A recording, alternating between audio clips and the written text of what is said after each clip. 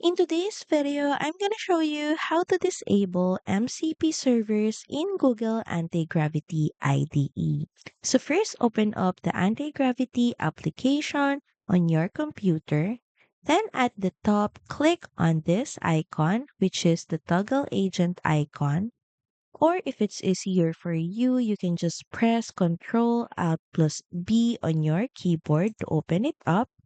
And once this sidebar opens up, click on the three dot icon at the top of the window, then select MCP servers.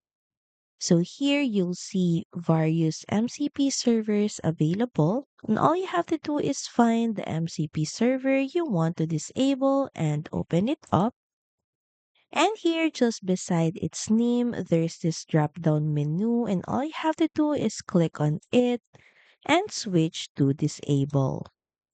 And with that, the server will stop running or connecting in your environment. So that's it. Thank you for watching this video and see you again on the next one.